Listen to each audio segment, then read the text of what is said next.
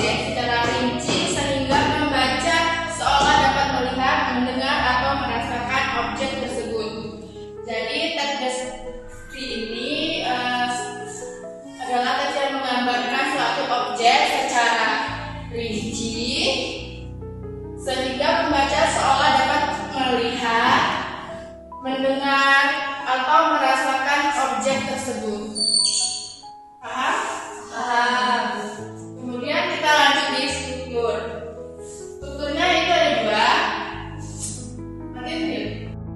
Jadi struktur teks deskripsi yang pertama identifikasi pengenalan objek, yang kedua deskripsi bagian rinci tentang objek. Bagaimana? Sudah mengerti strukturnya? Kemudian kita ke ciri-cirinya. Jadi kebahasaan itu menggunakan kata sifat bersih, luas, indah, dan nyaman. Menggunakan kata yang menggambarkan puncak indah, menggunakan kalimat rinci dan jelas, seperti tadi dijelaskan. Kemudian kita ke tahap genre. Ini pendekatan tahap genre itu ada 4. Yang pertama BKOF, yang kedua MOT, yang ketiga JCOT, yang keempat ICOT. Di 4 ini Ibu akan menjelaskan satu persatu. Yang pertama ada BKOF. Tujuannya membantu pemahaman awal siswa tentang objek yang dideskripsikan pikiran guru. Nah, misalnya di kelas ini kan, di kelas ini ada apa? Ada meja, terus ada spidol, ada AC, ada papan tulis, ada tas, ada ibu. Bagaimana warna dindingnya? Putih.